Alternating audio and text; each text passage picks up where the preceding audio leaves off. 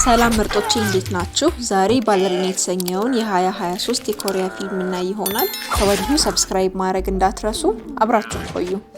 የፊልሙ ታሪክ የሚጀምረው በግሩፕ የሚንቀሳቀሱ ወንዶች በችኮላ ወደ ሱፐርማርኬት ምግብ ለመውሰድ እየገቡ ያሳየናል።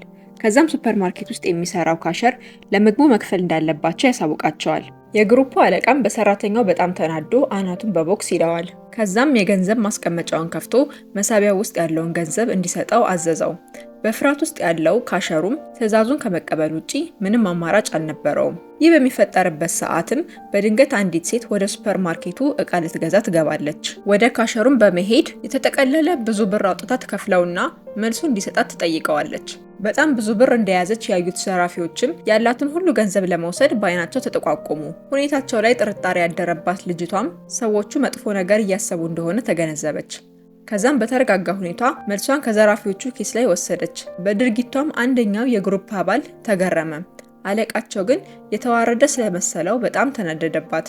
ጩቤውንም አውጥቶ ልጅቷን ሊወጋት ወደ አንገቷ አስጠጋው። ነገር ግን ልጅቷ በቀላሉ የምትወጋ አይነት አልነበረችም።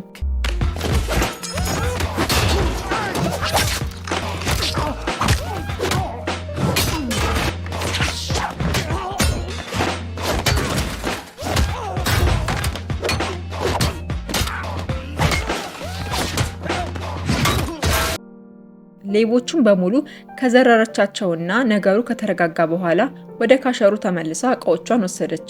ይህቺ ያልታወቀች ልጅ ኦክጁ ትባላለች። በቀደመ ጊዜዋ ኮሪያ ውስጥ በጣም ታዋቂ ለነበረ ሰው ቦዲጋርድ የነበረች ናት። ወደ ቤት ከተመለሰች በኋላም እንደ ሁል ጊዜው እራቷን በልታ የተለመደ ትካዜዋን ጀመረች። ስልኳን በምትመለከትበት ጊዜም ለብዙ ጊዜያት ካላገኘቻት የቅርብ ጓደኛዋ ተደወለላት። ጓደኛዋም ሚንሂ ትባላለች። ወደ ቤቷ መጥታ አብረው እንዲጠጡ ግብዣ እያቀረበችላት ነበረ።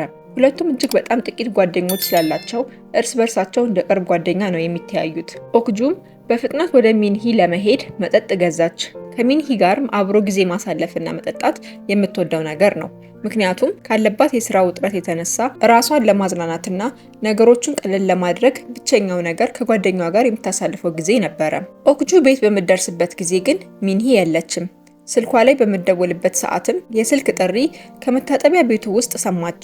ወደ ውስጥ ስትገባም ሚንሂ የመታጠቢያ ገንዳ ውስጥ ራሷን አጥፍታ አገኘቻት። በዚህ ድንገተኛ ድርጊት የልብ ጓደኛዋን ስላጣች ኦክጁ በጣም አዘነች። ለህልፈቷ ምክንያት ይሆን ብላ በቤቷ ውስጥ ያሉትን እቃዎች መመልከት ጀመረች። በካርቶን ውስጥም ያለ የባሌት ጫማ አገኘች። ጫማውንም ስታነሳ በቁራጭ ወረቀት ላይ የተጻፈ መልእክት አገኘች። መልእክቱም ለራስሽ ስትይ ተበቀይ የሚል ሲሆን ካጠገቡም የዌብሳይት ሊንክ አብሮት ተጽፏል። ሚንሂ ለኦክጁ ጓደኛዋ ብቻ ሳትሆን እጅግ ጎበዝ የሆነች ባለሪና የባሌት ዳንስ ዳናሽም ነበረች። ወደ ኋላ ተመልሰን የእነዚህን ሁለት ጓደኛሞች ታሪክ ስናጠና ኦክጁና ሚንሂ የተገናኙት በአንድ የኬክ መሸጫ ሱቅ ውስጥ ሲሆን በጊዜው ሚንሂ የኬክ ቤቱ ሴልስ ነበረች። ኦክጁም ለልደቷ ኬክ ልትገዛ ስትመጣ ሚንሂ በልደቷ ቀን ብቸኛ መሆኗን አይታ ኬኩን በነፃ ሰጠቻት። ከዛም አብራት ልደቷን አከበረች። ሁኔታውም ለኦክጁ በጣም ድንቅ ነገር ሆነባት። እንደዚህ አይነት ነገር ከሰዎች ተቀብላ ስለማታውቅ ግር ብሏት ነበረ። ሚንሂ ግን ደስተኛ ነበረች። ከዚህ ጊዜ ጀምሮ በኦክጁ ህይወት ላይ ሚንሂ ደስታንና ሳቅን የምታመጣላት ትልቅ ቦታ ያላት ጓደኛዋ ሆነች። አሁን ላይ ያለፈ የጓደኝነት ትዝታቸውን ስታስብ ኦክጁ እራሷን መውቀስ ጀመረች። እራሷን ለማጥፋት ምክንያት የሆነውም ደግሞ የሷ ቸልተኝነትና ሚንሂ ብቸኝነት ተሰምቷት ነው ብላ አሰበች። ሐዘኗንም ዋጥ አድርጋ ሚንሂ የሰጠቻትን የዌብ አድራሻ ኮምፒውተር ውስጥ አስገብታ መፈለግ ጀመረች። የዌቡ ሊንክ ታዋቂ ወደ ሆነ የሱሺ ሬስቶራንት የሚያስገባ ነበረ። ወደ ሬስቶራንቱም ለመሄድ ቀጠሮ ማስያዝ ግድ ነው። ኦክጁም ከሬስቶራንቱ ዌብሳይት ላይ የተወሰኑ ምግቦችን ለማዘዝ ሞከረች። እንደተባለለትም እጅግ በጣም የናጠጠ ሬስቶራንት ነው። እያንዳንዱ የምትፈልገውን ነገር በዝርዝር መጀመሪያ ላይ ማስገባት እንዳለባት አስረዷት። ከተወሰኑ ጥያቄዎች በኋላ መልሷ ስላላረካቸው ንግግራቸውን አቋረጡ። ይህም ኦክጁን ግራ አጋባት። በዚህ ግራ መጋባት ውስጥ እያለች የሚኒ ስልክ በድንገት ጠራ። ስልኩንም አንስታ ስታናገር ደዋዩ አካል ከባሱ መቆሚያ በምዕራብ በኩል ሆና እንድትጠብቀው ይነግራታል። ኦክጁም ከአነጋገሩ እንደተረዳችው ሚንሂን ሊጎዳት የፈለገ ሰው እንደሆነ ተገንዝባለች። በቀጣይ ቀን ምሽት ወደ ተቀጣጠሩበት ቦታ ሄዳ ከርቀት ሁኔታዎችን መመልከት ጀመረች። አንድ ጸጉሩ ረጅም የሆነና እጅግ ቅንጡ የሆነ መኪና የያዘ ሰው ምግብ ዴሊቨሪ እያደረገ ተመለከተች። ምግቡንም የተቀበለው ሰው ከተሰጠው ነገር ውስጥ አንዱን ብቻ ወስዶ የቀረውን ወደ ቆሻሻ መጣያ ይጣለው። በመቀጠልም ነገሩን በደንብ ለማጣራት ኦክጁ መኪናውን ተከተለችው። ከዛም በደን በተሸፈነ የቪላ ቤት ሲያቀና ተመለከተች። በቀጣይ ቀን ባለመኪናው ከቪላው ሲወጣ ኦክጁ በድብቅ ወደ ቤቱ ለመግባት ወሰነች። ምን እየተካሄደ እንደሆነ ለማወቅም የድምጽ መቅጃዎችን በተለያዩ ቦታዎች አስቀመጠች። ዞር ዞር እያለች መረጃ በምትፈልግበት ሰዓት በጣም ያስደነገጣትን ነገር አገኘች። በሰውየው ቤት ቁም ሳጥን ውስጥ የተለያዩ ሴቶች ላይ ትንኮሳ ለመፈጸም የሚጠቀምባቸው መሳሪያዎችን አየች። መሳቢያ ውስጥም እጅግ ብዙ የሆኑ ስም የተጻፈባቸው የዩኤስቢ ፍላሾችን አገኘች። ሳቢያው ጥቃት የሚፈጽምባቸው ሴቶችን ፋይል መዝግቦ የያዘ ባለጌ እንደሆነ አወቀች። ከተደረደሩት ፍላሾች መሃልም ባሌት ተብሎ የተጻፈበትን ፍላሽ ስትከፍተው እጅግ አስነዋሪ የሆነ ቪዲዮ መታየት ጀመረ። ምስሉ ላይ ሚንሂ እርቃኗን ራሷን ስታ የምትታይ ስትሆን ይህ አጥቂ ፍላጎቱን ለማርካት ሲል ሴቶቹን ማደንዘዣ ከወጋ በኋላ የሚፈልገውን ነገር ያለ ፍቃዳቸው ይፈጽማል። በማስቀጠልም እነዚህን ፎቶዎችና ቪዲዮዎችን ተጠቂዎችን ለማስፈራራት ይጠቀምበታል። ሚንሂንም ያጋጠማት ይሄ ነው። የዚህ ሰውዬ ስምም ቾይ የሚባል ነው። የባሌት ዳንሷን በምታቀርብበት ቦታ ሁሉ እየተከታተለ የማስፈራሪያ ዛቻዎችን ይሰነዘርባት ነበረ። ለሞቷ መንስኤም ይህ ነበር። ከዚህ ዕለት ጀምሮ ኦክጁ የቾይን መውጫና መግቢያ እያንዳንዱን እንቅስቃሴ መከታተል ጀመረች። አሁን ላይ ሰውየው ሌላ አዲስ ጥቃቱን የሚፈጽምባት ሴት እየፈለገ እንደሆነ ደረሰችበት። የት ቦታ በምን ሰዓትና ጊዜ እንደሚገኝ ካጠናች በኋላ ሚንሂ የምትወድላትን ልብስ ለብሳ ወደ ባር ሄደች። እሱም ወዲያው እንዳያት ተመቸችው። ጊዜም ሳያጠፋ ወደ እሷ ሂዶ ማውራት ጀመረ። ኦክጁ የዚህን ባለጌ ሰው ንግግር ስትሰማ በጣም ተጸይፋና ተናዳ ነበረ። ነገር ግን እቅዷን ለማሳካት ምንም እንዳልተፈጠረና ጨዋ የቤት ልጅም ለመምሰል ወሰነች። በቀጣይም ቾይ ቅንጡ ወደ ሆነችው ላምበርጊኒ መኪና ወሰዳት። እየሾፈረ እያለም በሙሉ ራስ መተማመን ዛሬ እጅግ በጣም አስገራሚ ወደ ሆነና ከዚህ በፊት የትም አይታ ወደማታውቀው ቦታ እንደሚወስዳት ነገራት። ኦክጁም ደስተኛ በመምሰል ግብዣውን ተቀበለች። መኪናዋም በመብራቶች ወዳሸበረቀች ሆቴል ጋር ስትደርስ ቆመች። ወደ ውስጥ ገብተውም ከሪሴፕሽኑ የመኝታ ቤቱን ቁልፍ ተቀብለው ወደ ክፍላቸው ተያይዘው ሄዱ። ክፍሉ ልዩ በሆኑ የግድግዳ ቀለሞችና መሳጭ በሆኑ መብራቶች የተዋበ ነበረ። አንድ የብርጭቆ ወይን ከተጎነጩ በኋላ የቾይ እውነተኛ ባህሪ መውጣት ጀመረ። ለኦክጁም የእንቅልፍ መድኃኒት ያለበት የወይን ብርጭቆ ሰጣት። ከዛም ኦክጁ አልጋው ላይ ተዘረረች። እንቅልፍ እንደወሰዳት ያሰበው ቾይም ራሱን አዘገጃጅቶ የሚፈጽማቸውን ድርጊት ለመከወን ኦክጁ ላይ ወጣባት። ከመቅጽበት ግን ኦክጁ ከየት መጣች ሳትባል ሰውየውን ማጥቃት ጀመረች። የሰጣትን በወይን ውስጥ የተቀላቀለ የእንቅልፍ መድኃኒት አልወሰደችውም ነበረ።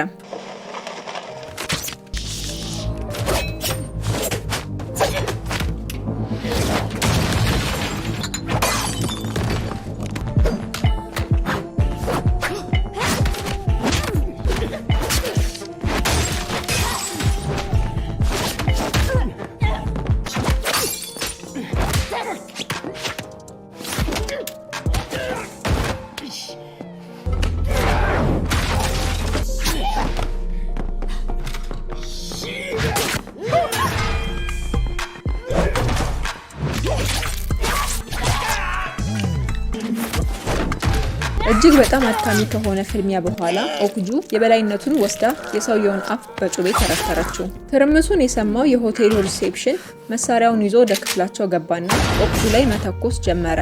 አልጋው ስር ተደብቃ መሳሪያውን ካስጣለችው በኋላ ለማምለጥ ሞከረች። ነገር ግን ሪሴፕሽኑ ሰውዬ ከኋላዋ ሊመታት ወደሷ ሮጠ እና ኦክጁ ከያዙት መኝታ ክፍል አጠገብ ያለው በርም ሪሴፕሽኑ እየተንደረደረ ኦክጁን ሊመታት ሲመጣ በሩ ተከፍቶ ሲመታው ወደቀ። በሩን የከፈተችላት ልጅም በፍጥነት የኦክጁን እጅ በመያዝ ተያይዘው ሮጡ። ከዛም ቦታውን ለቀው ሄዱ። ከጥቂት ቀናት በኋላ ቾይ ራሱን በሆስፒታል አልጋ ላይ ተኝቶ አገኘው። በደረሰበት ጉዳትም ፊቱ ተሸፍኖ ነበረ።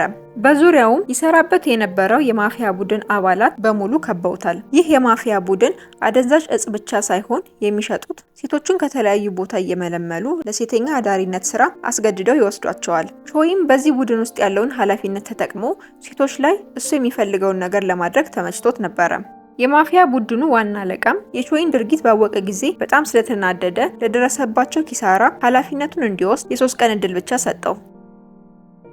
ቾይም ወዲያውኑ ጁን ወደ ተባለ ጓደኛው ሄደ። ጁን ፋርማሲስት ሲሆን በአንድ የመድኃኒት አምራች በሆነ ካምፓኒ ውስጥ ይሰራል። ሁለቱም ኦክጁን ለማጥፋት ተስማሙ።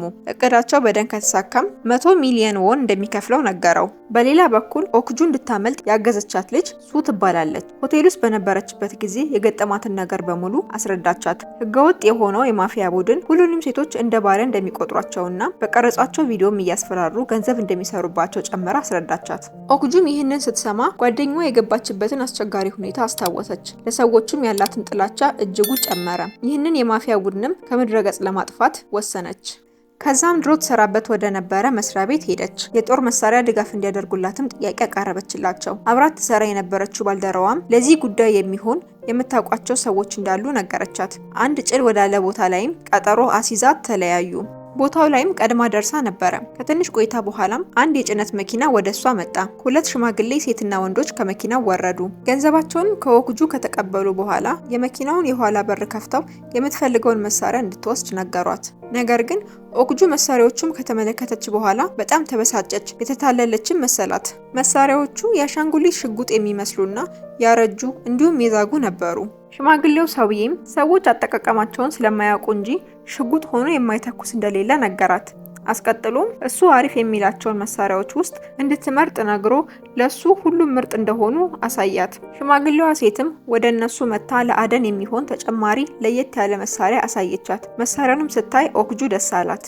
ወደ ቤቷም ተመልሳ መሳሪያዎቿን ማጸዳዳትና ማዘገጃጀት ጀመረች። በቀጣይ ለምታደርገው ፍልሚያ ራሷንም ብቁ አደረገች። ወደ ማፊያዎቹ ከመሄዷ በፊትም ወደ ሱፐርማርኬት ሄዳ የሚያስፈልጋትን ምግብ ገዛዛች። ወደ ቤት ስትመለስ ግን ከሆቴሉ አብራት ያመለጠችው እሱ ቤት ውስጥ የለችም። በሌላ ትዕይንት የማፊያ ቡድኑ አለቃ አባሎቹን ሰብስቦ የኦክጁን መውጫና መግቢያ እንቅስቃሴ የት እንደሆነ ጠየቃቸው። ቾይም አለቃውን ፈርቶ ስለነበረ ምንም ምላሽ አልሰጠውም። እንደውም ኦክጁ እንደሞተችና ጥቅጥቅ ባለው ደን ውስጥም እንደቀበራት ዋሽቶ ነገረው። አለቃውም በቾይ ቸልተኝነት ተበሳጭቶ ስለነበረ እንዲሁ በቀላሉ ሊተወው አልፈለገም። እሱ እንዲመራቸው ተሰጠውት የነበሩትን ኃላፊነቶችና ቢዝነሶች በሙሉ ነጠቀው። ከዛም ጥቁር መነጽር ላደረገ ሌላ አባል ኃላፊነቱን ሰጠው። በሁኔታው የተናደደውም ቾይ ያን ቀን ማታ ንዴቱን በሙሉ ምስኪኗ ሱ ላይ ተወጣባት። የኦክጁን እንቅስቃሴ እንድትነግረው ጠየቃት። በቀጭን አለንጋም እየገረፈ አሰቃያት። በሌላ በኩል ኦክጁ በሱ መሰወር እጅግ በጣም ተበሳጭታለች። ስለ ቾይ ኢንፎርሜሽን ለማግኘትም ከዚህ በፊት ቾይ ወስዷት ወደ ነበረ ሆቴል ሄደች። እንግዳ ተቀባዩንም ሰውዬ ሁሉንም መረጃዎች እንዲነግራት አስፈራራችው። የምትፈልገውን ነገር ካገኘች በኋላም ሰውየውን ገደለችው። መረጃዋን ካገኘች በኋላም ሚንሂ የሰጠቻትን ጫማ አድርጋ የሩጫ ውድድር ወደሚካሄድበት ቦታ ሄደች።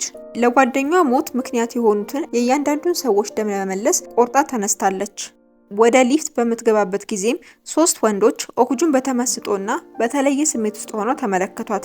ከሊፍቱ በምትወጣበት ጊዜ ግን 3ቱ ወንዶች ሕይወት አልባ ሬሳ አድርጋቸው ነበረ። ከሊፍቱ ከወጣች በኋላም ከፊት ለፊቷ የተመለከተችው ነገር ይህ ቦታ የሩጫ መወዳደሪያ ቦታ ሳይሆን ትልቅ የመድኃኒት ፋብሪካ እንደሆነ ደረሰችበት። ወደ ውስጥ ዘልቃ ስትገባም ማንም አላስተዋላትም ነበረ። ከትንሽ ቆይታ በኋላም የማፊያው አለቃ ወደ ውጭ ሲወጣ ተመለከታት። ፊቷ ላይ ያለውን ደምና የበቀል ስሜት ምንም ግድ አልሰጠውም ነበረ። ባለፈው የተፈጠረው ነገር በእርሷና በቾይ መካከል ያለ የግል ጉዳያቸው እንደሆነ እሱም ሆነ የማፊያ ቡድኑ እንደማይመለከተው ገለጸላት። ለውይይትም አብረው እንድትቀመጥ ጋበዛት። ኦክጁም አለቃው የሚናገራቸውን ቃላት ምንም ግድ ሳይሰጣት የያዘችውን መሳሪያ አንስታ ግንባሩን አለችው።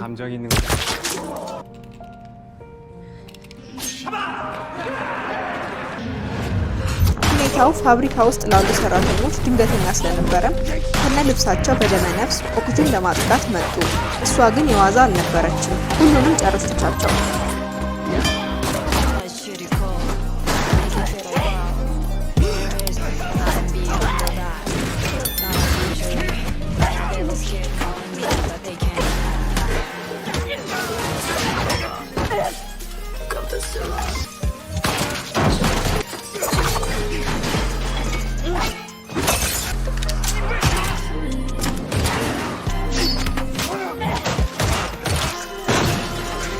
አንዱን የማፊያ አባል ብቻ መረጃ እንዲሰጣት በማሰብ ተወችው። እርሱ ግን በሐሳቧ ሊስማማ አልቻለም። ከዛም እሱንም ወደ ሌላኛው ዓለም እንደ ጓደኞቹ አሰናበተችው።